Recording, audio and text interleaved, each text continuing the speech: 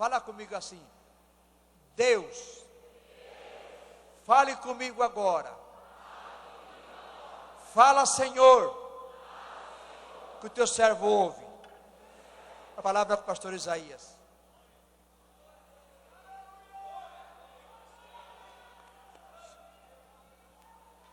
Saúde, amada igreja, com a gloriosa paz do Senhor, amém? Podem tomar assento. Cumprimento a todos os pastores, obreiros, a todas as autoridades, na pessoa do pastor Jandiro. Deus os abençoe, Deus os guarde. É um privilégio para mim nesta noite pregar, falar do grande amor de Deus, na presença de gente que tem intimidade com Deus e conhece a sua palavra. Quero convidá-los a abrirem a sua Bíblia, livro do profeta Samuel, capítulo 7, versículo 12.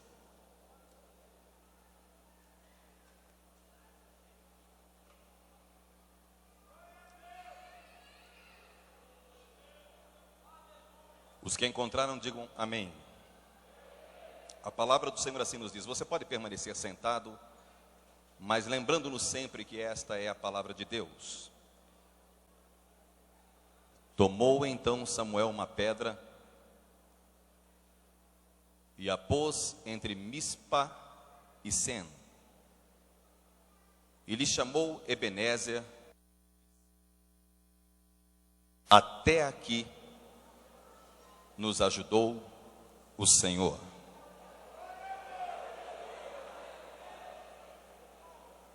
Senhor Deus e Pai, em nome do teu amado Filho Jesus, tu sabes o quanto lhe sou grato por tudo que o Senhor fez, está fazendo e ainda há de fazer. De todos aqueles que aqui estão, somente o Senhor me conhece. Somente o Senhor me conhece como devo ser conhecido. Te louvo, te bendigo pelo privilégio. Não sou melhor do que os meus irmãos e tu bem sabes. Não são palavras de efeito, mas é a realidade. Mas aprove a ti, Senhor, nesta noite, escolher-me entre os meus irmãos para compartilhar a tua palavra. Usa-me como instrumento afinado em tuas mãos. Nem para a direita e nem para a esquerda. Dá-me, Senhor, clareza de ideias, desembaraço no falar, que acima de tudo, em meio a muito do que se dirá, os meus irmãos possam ouvir a tua voz, em nome de Jesus, amém, amém, amém. Nesta noite precisamos de um milagre. Precisamos de um milagre porque a Bíblia nos diz que o profeta em sua própria casa ou pátria não tem honra. E eu sou filho desta pátria, e eu sou filho desta casa, e para a glória de Deus, mais uma vez esta palavra se cumprirá, pois não vim buscar glória, eu vim apenas buscar, trazer ao seu coração uma palavra da parte de Deus. Como os irmãos já sabem, eu estou morando na cidade de Cuiabá, capital do Mato Grosso. Algumas pessoas confundem com Mato Grosso do Sul, cuja capital é Campo Grande. Mais ao norte de Mato Grosso, me dê pelo menos 5 minutos da sua atenção. Mais ao norte de Mato Grosso, um senhor queria dividir a sua propriedade entre os seus 5 filhos. Mas não queria ser injusto. Havia uma parte na propriedade que era um varjão, uma grande quantidade de água. E foi então que ele resolveu dividir o lote em 5 partes iguais e disse: vou lançar sortes. Que a sorte diga quem vai ficar com a pior parte da terra. Lançando sortes, caiu justamente para um cristão. Dos 5 filhos, o único que era crente de todos eles, foi justamente o que ficou com a pior parte da terra. Os seus irmãos, olhando para ele, disseram: mas como você é azarado, tantas partes boas, você tem 80% de chances de conseguir uma boa parte da herança, e você ficou com a pior das partes. Mas ele, que olhava para a vida com uma ótica divina, disse assim: sorte, azar, quem sabe? A partir de agora eu preciso que você me ajude. A Bíblia nos diz que nós podemos dizer muitas coisas, mas a palavra última vem sempre da boca de Deus. Deu uma seca tremenda no norte do Mato Grosso. A única parte que restou um pouco de água foi justamente naquele filão de terra que ficou para o filho mais novo, que era um crente. Ele resolveu plantar arroz, e deu muito arroz. E se você conhece o mercado, sabe que a demanda é que determina o valor da mercadoria. Muita gente querendo pouca mercadoria, e se valorizou por demais, e ele enriqueceu facilmente, muito dinheiro. Seus irmãos olharam para ele assim: mas que sorte a sua. Quando todos nós estamos na penúria, você está bem. E ele olhou para os seus irmãos, um pouco penalizado, e disse assim: sorte, azar, quem sabe? Diga comigo assim: sorte, azar, quem sabe? Aquele moço resolveu investir todo o seu dinheiro num novo mercado, num novo negócio. Vendeu a propriedade, vendeu o arroz, vendeu a plantação e resolveu investir tudo num só cavalo. E ele pensava consigo: vou vender o sêmen deste cavalo, vou fazer disso um aras e vou me tornar ainda mais rico. Tinha ele um único filho adolescente, que um dia esqueceu a porteira aberta, e lá se foi o cavalo embora. Mas não foi apenas o cavalo, foi a propriedade, foi o arroz, foi toda a sua herança. Seus irmãos disseram assim: que azar o seu. Agora você não tem nem a terra, nem a herança, nada que possa lembrar do papai. Inclusive o seu único filho, irresponsavelmente adolescente, deixando a porteira aberta, deixou que o cavalo fosse embora. Mas ele, com aquela paz na alma, alegria no coração, disse assim: sorte, azar. O cavalo foi, andou, caminhou, correu. Um dia, sentindo saudade de casa, da baia, voltou, mas antes de voltar havia feito amizade com inúmeros outros cavalos. Cavalos selvagens que estavam nas pradarias, soltos pelos banhados. E quando ele estava em volta para casa, 15, 16, 17 cavalos resolveram acompanhá-lo. O homem só teve o trabalho de abrir a porteira, e agora ele não tinha um, mas tinha 19 cavalos. Seus irmãos olharam para aquilo e falaram assim: mas aí é demais. Que sorte a sua? Ao que ele respondeu: sorte, azar, quem sabe? Seu filho disse assim: pai, eu vou domar aquela égua. Ele falou: não faça isso, meu filho. Você é muito novo, você não tem experiência, e ela é muito brava. Ele falou: não, pai, deixa comigo, eu vou domá-la. Montou no primeiro pinote. A égua jogou ele por cima de um morão de cerca, ele quebrou os 2 braços de uma perna. Seus irmãos disseram assim: que azar o seu.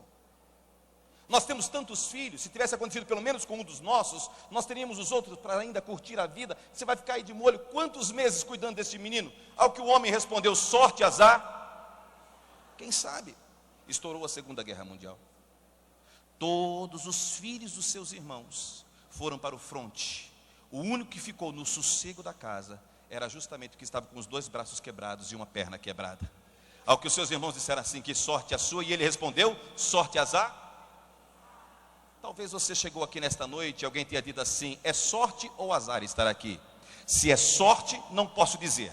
Se é azar, também não direi. Uma coisa eu sei: nem sorte nem azar, é propósito de Deus você estar aqui nesta noite. É vontade de Deus você estar aqui nesta noite. Muitas foram as conspirações para que você não estivesse aqui, mas a boa mão do Senhor te trouxe até aqui, porque tem uma palavra para o seu coração. Na vida de todas as pessoas existem dias bons e existem dias ruins.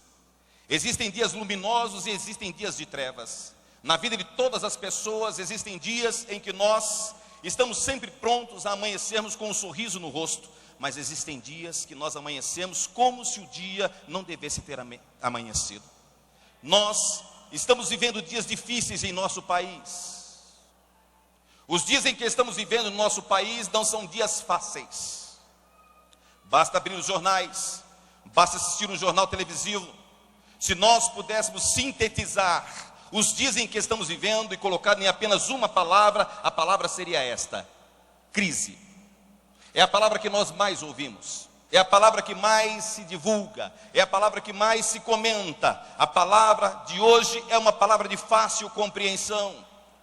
Desde a pessoa mais simples, a pessoa mais erudita, todos poderão compreendê-la. Por quê? Porque eu estou falando com gente que sabe o que é ter lutas dentro de casa. Eu estou falando com gente que sabe o que é ter dias difíceis no trabalho. Eu estou falando com gente que está acostumada a digladiar dia após dia, por conta das suas muitas dificuldades relacionais. Nós sabemos o que é viver em crise.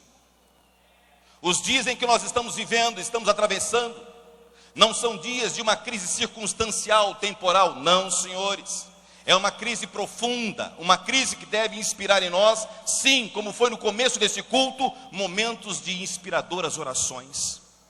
Nós estamos atravessando dias em que os sociólogos chamam de dias medonhos. O desemprego bate à porta. A crise, ela tem vários tentáculos. A crise se dissipa num processo de metástase, vai se irradiando em todas as direções. Crise política. O que não dizer de crise política? Aquelas pessoas que foram eleitas para legislar, aquelas pessoas que foram eleitas para governar, aquelas pessoas que foram eleitas para julgar, muitas e muitas vezes, sabemos todos nós, estão elas de conluio com esquemas profundos de corrupção. Crise moral. Antigamente sabíamos com certeza o que era certo e o que era errado. Relativismo moral. Hoje eu tenho a minha verdade e você tem a sua verdade. Eu não questiono a sua e você aceita a minha, para ambos vivermos em paz. Antigamente entrava em nossas comunidades o pai, a mãe e os filhos. Hoje entra em nossas comunidades um homem que foi casado com um homem, que teve um caso com uma mulher, que por sua vez é amante de uma outra mulher, e os filhos ninguém sabe de quem são. Hoje nós temos uma crise institucional, uma perda de credibilidade com relação a toda e qualquer instituição. E não é uma perda pequena. Crise familiar. E quando nós olhamos para a atual circunstância do nosso país e observamos os projetos de lei que querem fazer-nos engolir goela abaixo, ainda que forçadamente, nós percebemos claramente o desejo de esfacelar o conceito tradicional de família. Querem que nós aceitemos que família podem ser de inúmeras maneiras, de inúmeros jeitos, contrariando a palavra de Deus.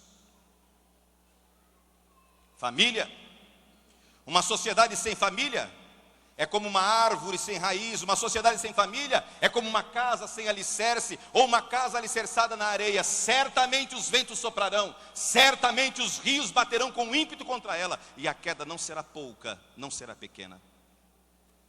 O texto que nós acabamos de ler faz-nos compreender que crise não é uma particularidade brasileira. O povo de Israel também sabia o que era crise. O período, segundo os historiadores, está mais ou menos entre os juízes. Um moço se levanta, capítulo 1 do profeta Samuel. Há uma mulher que chora, que quer ver avivado o seu ventre. Há uma mulher que pede a Deus, há uma oração respondida. O capítulo 1 é o capítulo que todos nós gostamos. O capítulo 1 é o capítulo que todos nós desejamos. É o capítulo da resposta das orações. A maioria dos hinos que foram cantados aqui nesta noite, o hino que vai virar, o hino que vai acontecer, o hino que nos remete a um lugar onde tem um rio azul, um hino que nos diz que a vitória está ao alcance das nossas mãos, mãos estendidas através da oração, é o que mais gostamos de ouvir, porque é a tábua da esperança na qual nós nos apegamos. No capítulo 1, a Bíblia nos diz que existe uma cidade chamada Siló, e que existem 3 pessoas nela importantes. O primeiro é Eli, o segundo é Rofni, o terceiro é Finéias. O primeiro é o pai, os outros 2 são filhos. Rofni e Finéias, diz-nos a palavra de Deus, eram homens que não temiam a Deus. O capítulo 2 do livro de Samuel, se nós atentamente olharmos para eles, encontraremos nele informações estarrecedoras, de deixar os nossos cabelos em pé. No versículo 12 e 13 do capítulo 2 nos diz que os filhos de Eli eram filhos de Belial, que os filhos de Eli não se importavam com o Senhor, nem cumpriam os seus deveres pastorais para com a comunidade. Mas, se somente isso não bastasse, diz mais, o pecado desses jovens, diz o versículo 17, era tão grande, mas tão grande, que eles tratavam com desprezo toda e qualquer oferta trazida diante de Deus. E para piorar, Muitas mulheres, ouçam, muitas mulheres vinham de todas as partes do país, àquela cidade, e bondosamente serviam a Deus à porta da congregação, à porta da tenda do encontro. E ele, Rofini e Finéias, abusava sexualmente de tais mulheres, querendo elas ou não. De modo que eles se transformaram em pessoas odiosas, não apenas aos olhos dos homens, mas principalmente aos olhos de Deus. Mas Deus, que ama a sua igreja, que ama a sua comunidade, sempre, diga comigo, sempre. Mais uma vez, sempre. Mas Deus que ama a sua igreja, sempre levantará uma voz profética. O profeta pode não ter nome, o profeta pode não ter pedigree, o profeta pode não ser conhecido pela grande massa, mas é profeta e é de Deus. E Deus o levou até as barbas de Eli. E lá diante de Eli lhe disse, em menos de 259 palavras, o veredito para o seu futuro. Prestem atenção. Veio um homem de Deus a Eli, o pai dos dois infames, e disse assim: eu tinha lhe prometido que você e sua família seriam aqueles que iam governar a minha casa. Vocês seriam os que iam interceder entre o povo e eu os coloquei lá no Egito, me comprometi com vocês, mas, vírgula, a partir de hoje eu lhes digo, longe de mim, diz o Senhor, cumprir a minha palavra na vida de vocês, longe de mim. Por quê? Porque eu não posso me comprometer com quem não está se comprometido comigo. Porque eu não posso estender a mão quando você quer encolhê-la, e nem encolher a mão quando você quer estendê-la. Se isso não bastasse, disse mais. Irmãos, tenham um pouco de paciência comigo, às vezes eu viro para cá, porque eu gostaria tanto que vocês estivessem aqui, mas eu quero pregar para todos. E nesse exato instante, parece-me que cabe mais para cá do que para lá. Me ajudem, tenham um pouco de paciência comigo, tá bem? Se isso não bastasse, tirar deles a capacidade de interceder, o Senhor diz, segunda coisa, vou acabar com a vossa influência no meio da igreja. Vou acabar com a vossa influência no meio da congregação. Alguns anos atrás, eu estava num determinado lugar, e passou uma jovem à minha frente, e eu comentei com um amigo, e disse assim a ele: difícil para um jovem hoje permanecer fiel a Deus, difícil. O jugo da mocidade não é uma coisa simples, não é uma coisa fácil. E o meu amigo disse assim: difícil para os jovens? Difícil é para líderes da igreja. Eu disse, como? Como? Não entendi. Ele disse, não, nada, esquece. Eu disse, não, não posso esquecer. O que foi que você disse? E aí então ele me disse assim: eu vou dizer, mas eu não seguro. Eu vou falar, mas se você me chamar à baila, eu nego. Amarrou minhas mãos, e eu num ímpeto, num jeito nordestino de ser, disse a ele assim: tá bem, ainda que você não segure, me diga.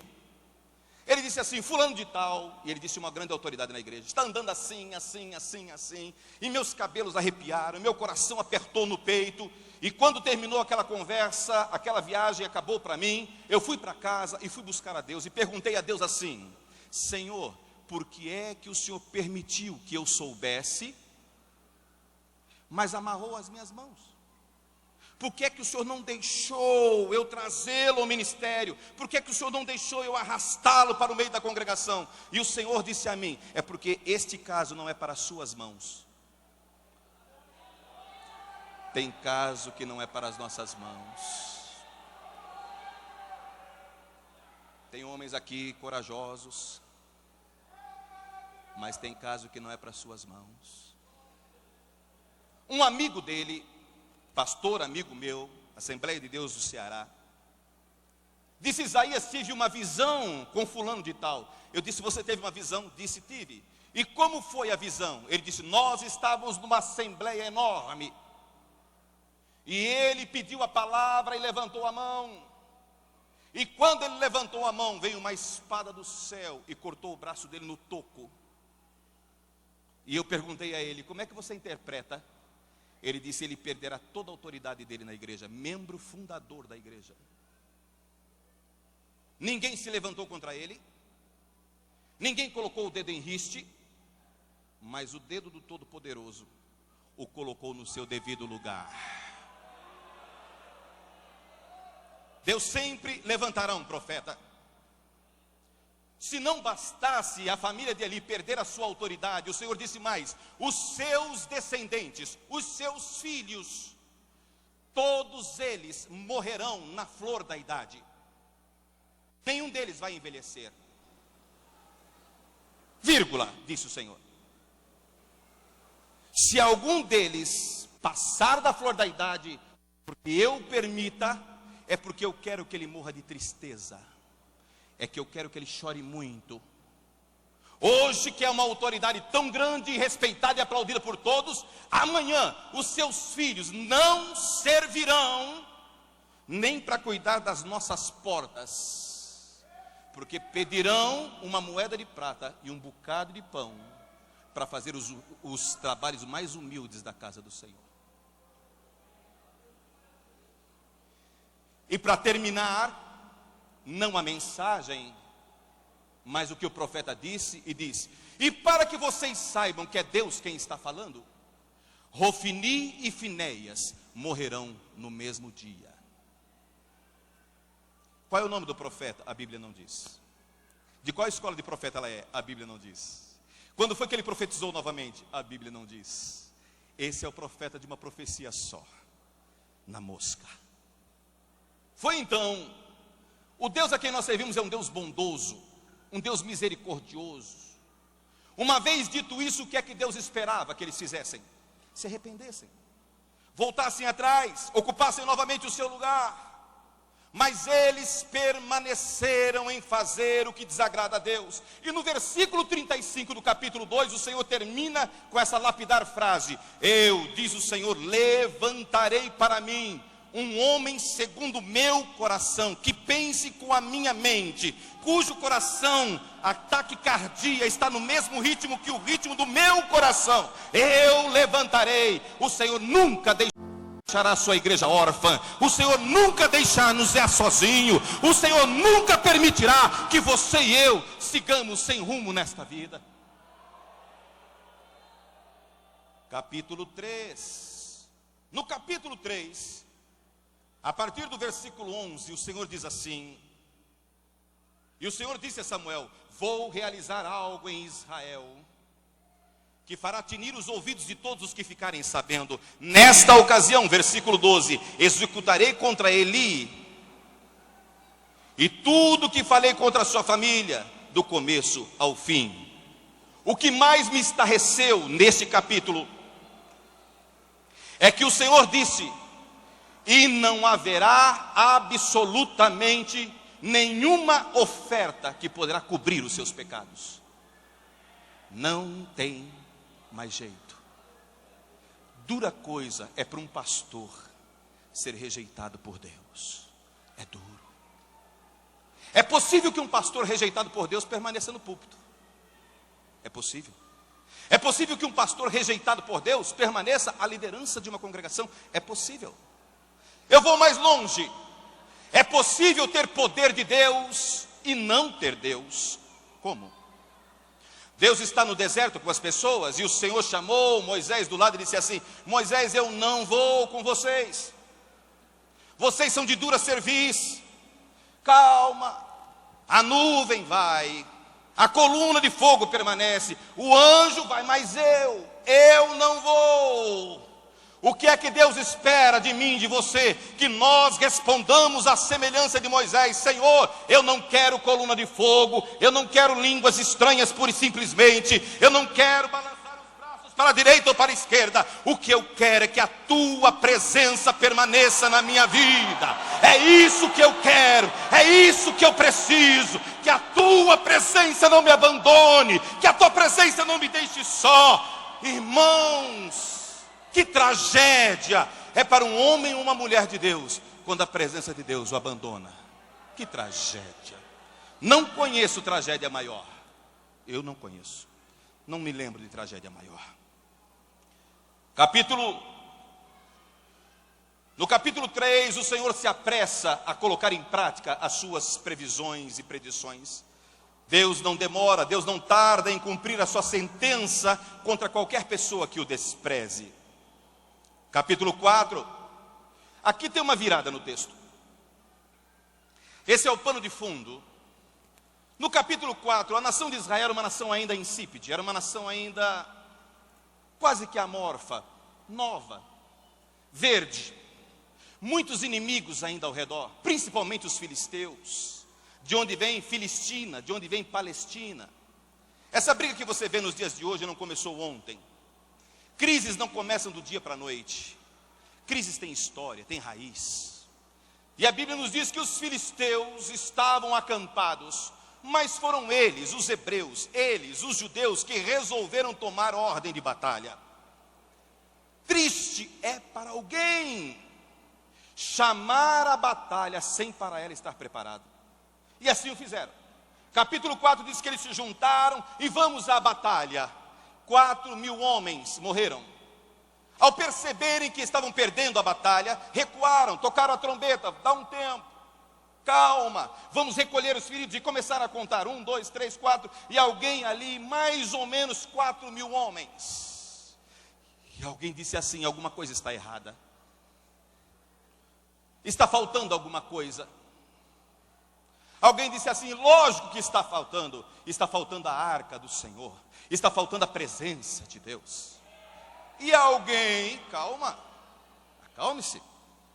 E alguém vai até Siló, e lá está o profeta Eli e diz assim, precisamos da arca.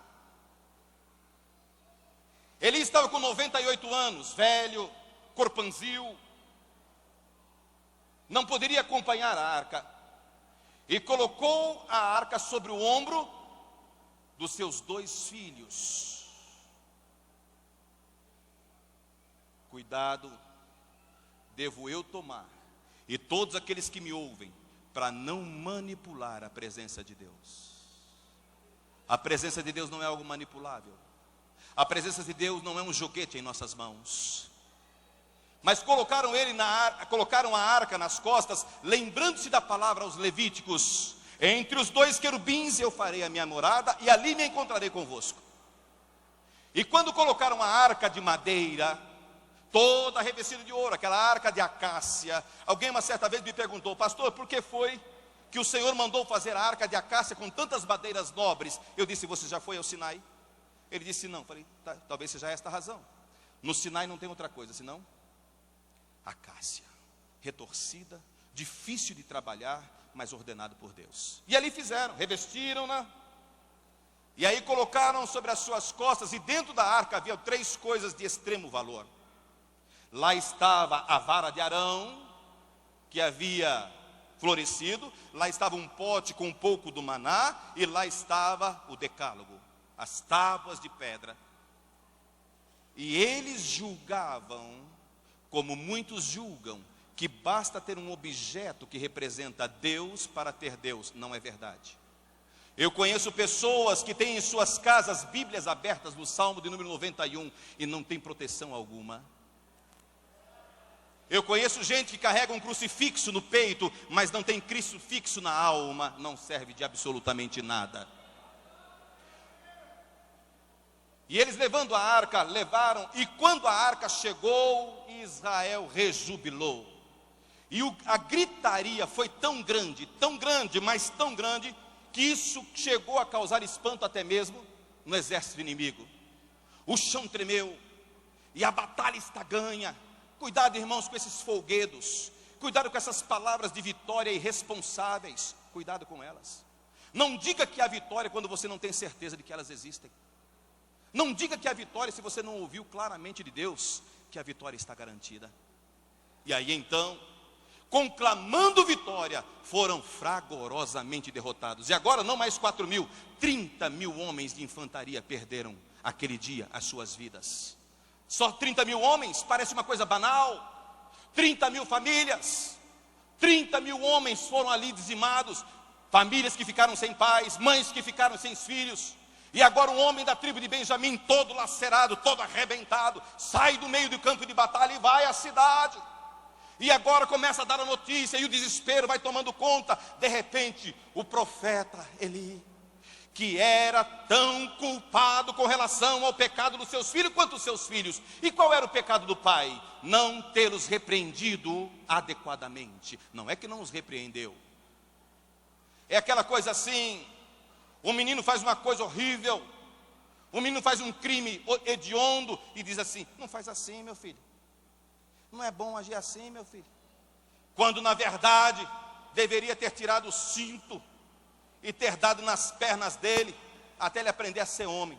Pastor, o senhor é a favor da violência? Eu não, todo-poderoso é que é. Nunca fui.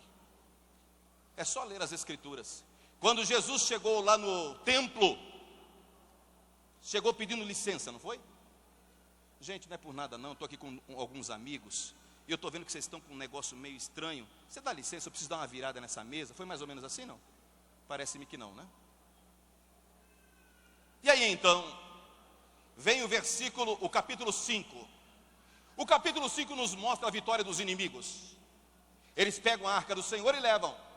E levam primeiro para Asdod. Quando chegam lá em Asdod e colocam diante do templo, isso é um assunto de só menos importância para o que queremos trazer nesta noite. Deus se encarregou de se defender. Deus não precisa que ninguém o defenda. Deus sabe se defender diante dos deuses deste mundo. Vem o capítulo 6. Prestem atenção no capítulo 6. O capítulo 6 é o retorno da arca para o centro de Israel.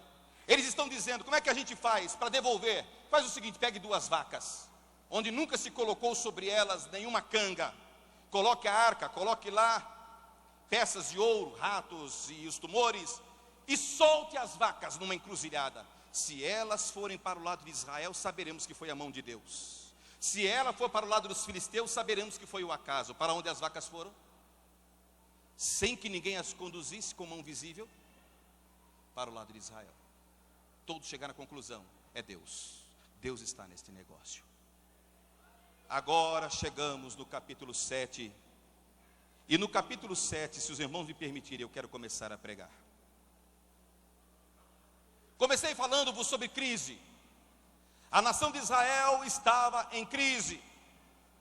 Depois de alguns problemas com a arca foi colocada num lugar chamado Kiriat Jearim. E lá na casa de Abinadab, um homem justo, honesto, permaneceu, e seu filho Eleazar foi responsável para cuidar da arca. A pergunta que eu quero responder nesta noite em 3 pontos é esta: como vencer essa crise que se estabelece na nossa vida de tempo em tempo? Como vencê-la? Como vencer o dissabor que se estabelece na nossa vida por conta de erros que cometemos ou de erros que cometeram para conosco? Como vencer? Como suplantar? E por que é importante saber como vencer? Porque nem todos são vencedores. Quantos e quantos sucumbem diante das crises da vida? Quantos e quantos desistem diante das crises da vida? Quantos se dão por derrotados? Mas nesta noite o Senhor quer me ensinar, nesta noite o Senhor quer lhe ensinar a como vencer toda e qualquer crise que porventura possa vir bater a tenda da sua vida, da sua casa, da sua história.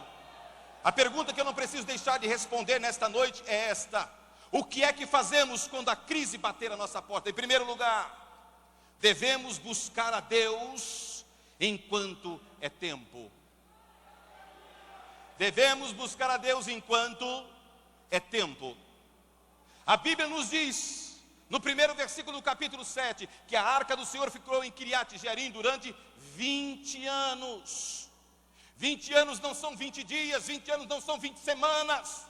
20 anos. O que é para um povo não sacrificar diante de Deus? O que é para um povo que está acostumado a ouvir a Deus? O que é para um homem que está acostumado a sentir o mover do Espírito Santo? Ficar uma semana, ficar 2 meses, ficar uma quadrena? O que é para mim e para você ficar 1 ano sem ouvir a voz do meigo nazareno, sem sentir a graça de Deus brilhando no coração? Eles ficaram 20 anos.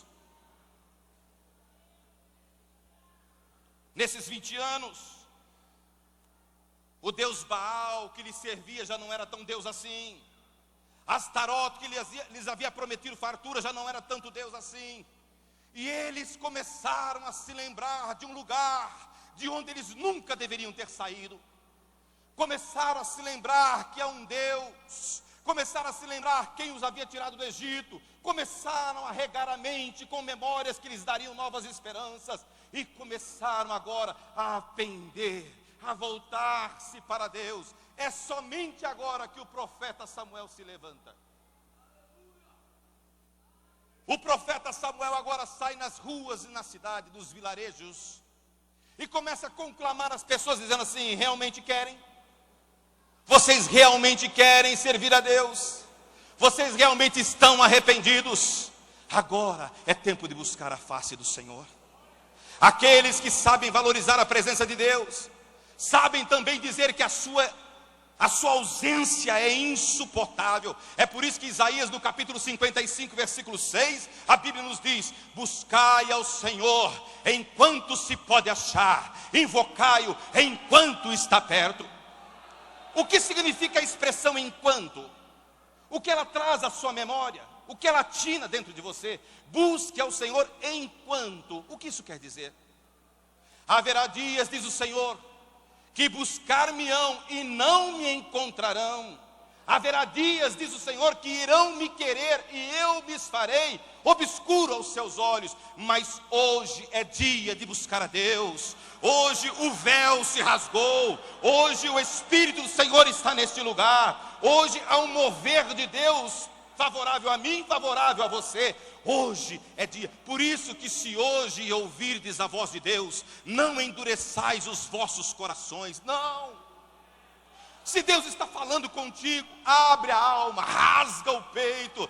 Eu quero que vocês rasguem o coração e não as vestes, diz o Senhor.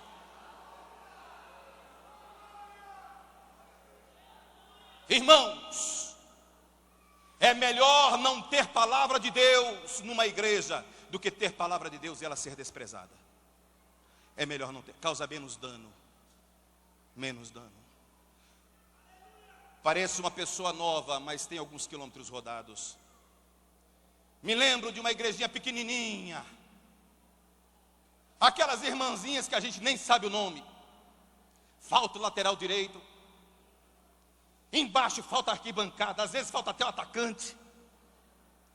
Mas na sua simplicidade ela levantava a voz e dizia assim: em fervente oração, vens o teu coração na presença de Deus derramar. Mas não podes fruir o que estás a pedir, sem que tudo abandones no altar. Para mim,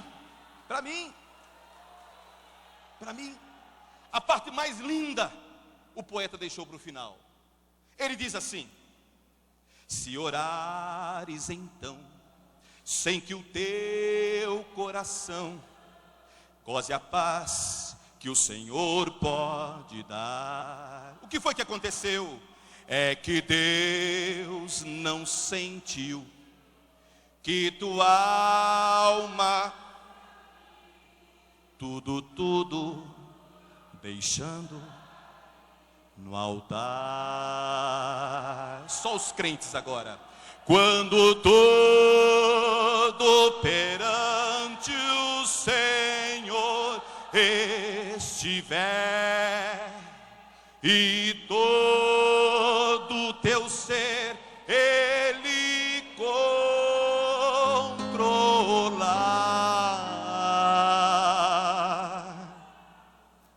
Só então hás de ver que o Senhor tem poder quando tudo deixares.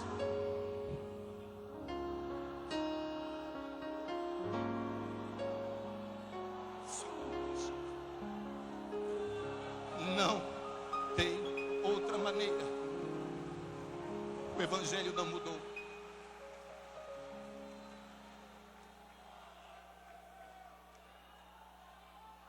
O moço perguntou ao mestre: mestre, como é que eu faço então para buscar a Deus? Se é tempo, como eu faço para encontrá-lo? O mestre estava no meio de um rio, como que numa ilhota, uma pedra, e disse assim: nade até aqui. E o rapaz veio. Quando o rapaz chegou próximo da pedra e foi tomar pé, o mestre o abaixou, aquele que nós conhecemos como caldo. E o rapaz, forte, se retorceu debaixo d'água, desesperou-se, e quando estava a ponto de ter um treco, o mestre permitiu que ele levantasse, e ele puxou com toda a força. O mestre não pensou duas vezes, afundou novamente. Mal conseguia respirar, e agora com menor intensidade, os seus pulmões estão sendo fragilizados. O mestre permitiu que ele se levantasse mais uma vez, e o mestre afundou novamente. Quando estava para desfalecer, o mestre puxou. Ele disse: mestre, o que foi que eu lhe fiz? Por que me odeias? Por que quer tirar minha vida? Ele falou: não, só quero lhe responder a sua pergunta. Quando tu buscares a Deus da mesma forma, com a mesma intensidade que os teus pulmões buscaram ar para preservar a sua vida, tu acharás, buscar-me-eis e me achareis, quando me buscardes de todo o vosso coração. Como vencer as crises, pregador? Segunda coisa: primeiro, buscar a Deus enquanto é tempo. Segundo, devemos mostrar que estamos arrependidos. Arrependimento só de palavras não serve para nada. Declarações de amor, quem não consegue transformar substantivo em verbo, certamente não caminha. Nós devemos mostrar a Deus que estamos arrependidos. A Bíblia nos diz: chamem todos, venham aqui para Mispa. A água era uma coisa extremamente preciosa. Não é como nos dias de hoje, que abrimos uma torneira e cai aos borbotões.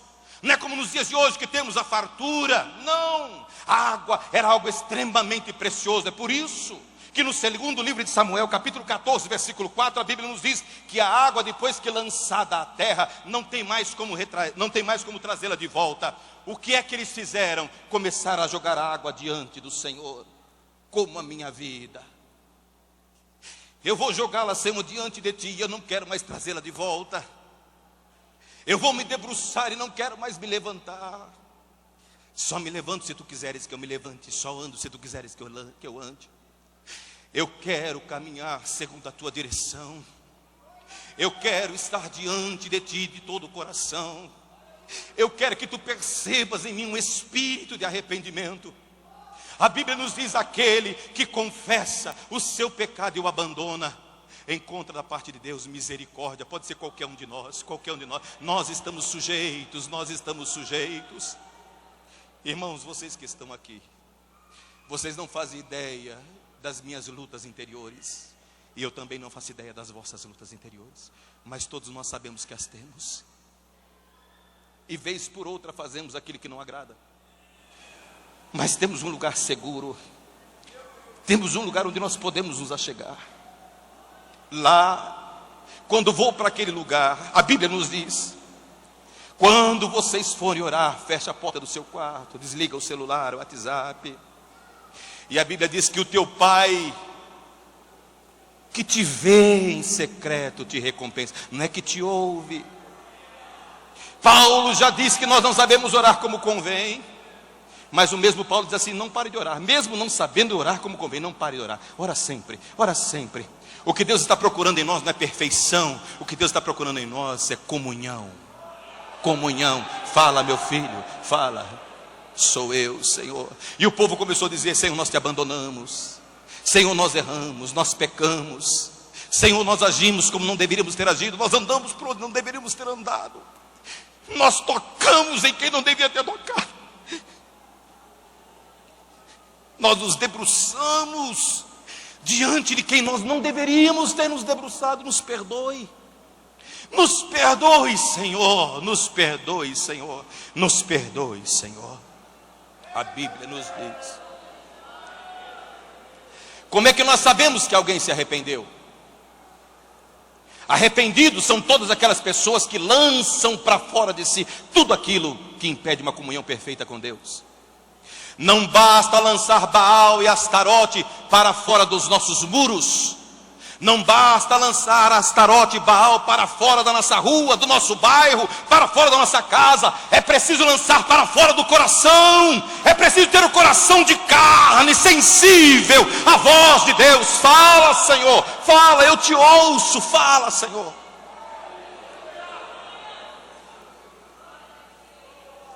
Aleluia. Capítulo 28, 13 de Provérbios: quem esconde o seu pecado nunca prosperará. Nunca, absolutamente nunca prosperará. Mas aquele que o abandona, aleluia, encontra da parte de Deus bondade e misericórdia. O Deus a quem nós servimos é um Deus maravilhoso, irmãos, maravilhoso, maravilhoso, maravilhoso. Deus a quem nós servimos é um Deus maravilhoso, maravilhoso. Por último, estou terminando. Quem quer vencer crises, não apenas confessa o seu pecado e o abandona, mas nunca pode deixar de se esquecer que é no momento em que estamos mais frágeis é que o poder de Deus se mostrará. Quando os nossos recursos se esgotarem, o poder de Deus se mostrará. Se reuniram em Mispa, os inimigos ficaram sabendo. Todas as vezes que nós queremos abandonar o pecado, o diabo se levanta. Todas as vezes que queremos concordar e acordar com Deus, o inimigo se manifesta. Todas as vezes. E aí então diz-nos a palavra de Deus que se reuniram em Mispa. E os filisteus agora, armados, espeguemos a todos eles de surpresa. E quando o exército inimigo começou a marchar, diz-nos a palavra de Deus, o temor tomou conta do coração. São homens. Não estavam armados, não estavam com espadas, com baionetas, não estavam com lanças e com escudos. Tudo que eles tinham era lágrimas nos olhos e um coração compungido. É tudo que um homem de Deus precisa. É tudo que uma mulher de Deus precisa. Há batalhas que a gente não ganha em pé, há batalhas que a gente ganha ajoelhado diante de Deus. E aí então o povo disse assim: Samuel, Samuel, interceda por nós diante de Deus. O que é um pastor, hein? Irmãos, o que é um pastor com P maiúsculo? O pastor Samuel, intercede por nós. Intercedo, coisa maravilhosa. Sacrifica um cordeirinho que está mamando. Pastor, não precisavam de milhares de carneiros e bodes. E não, um cordeiro sinceramente entregue diante de Deus é suficiente. E aí então, diz-nos a palavra do Senhor, que Samuel ofereceu, rogou a Deus: livra-nos, Senhor. Ah, irmãos, duro é lutar contra o povo de Deus, quando o povo de Deus, desarmado, está buscando comunhão com Deus. É a pior coisa que tem. E a Bíblia nos diz que o Senhor começou a trovejar, que o Senhor começou a fazer um barulho ensurdecedor, a terra começou a abrir-se, os inimigos partiram em retirada, e isso recobrou o ânimo dos homens de Deus, e eles agora disseram: poxa, o Senhor está à nossa frente. E a vitória naquele dia foi maravilhosa, foi grandiosa, a ponto de começarem a recuperar tudo aquilo que haviam perdido. Esta é uma noite de recuperação, sim. Cidades perdidas da alegria.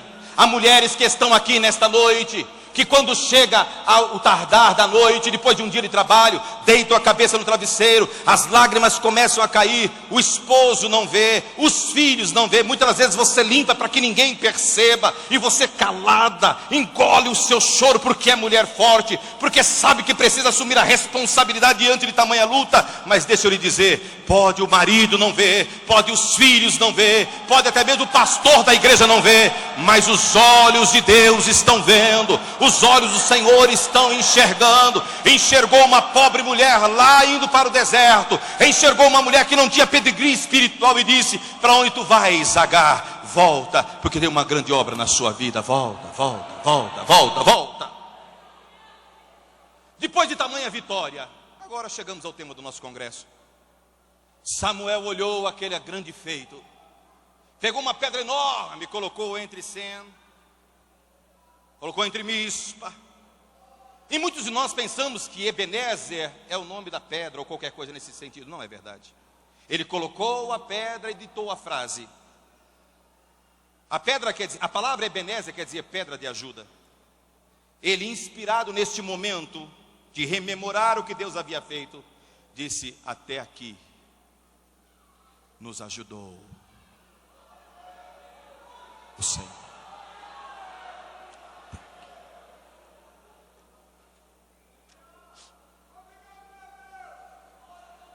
Termino falando-lhes de Homero. Homero foi um dos maiores escritores da antiguidade. Homero escreveu uma coleção chamada Ilíada. No 12º livro tem uma história que julgo ela uma das mais interessantes.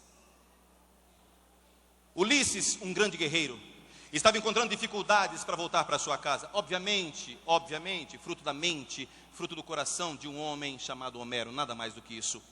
Mas pode nos trazer pelo menos uma grande lição. Queria ele voltar para casa e sabia que precisava passar perto das ilhas de Capri. E corria-se a boca pequena que ali haviam seres míticos, não existem, mas Homero se referiu a eles como se existissem, chamadas de sereias, cujo canto era irresistível. Quando as sereias cantavam, as embarcações, os navegantes levavam as embarcações até próximo aos rochedos. Os rochedos se encarregavam de quebrar toda a embarcação. E então, quando os marinheiros iam ao mar, elas os devoravam.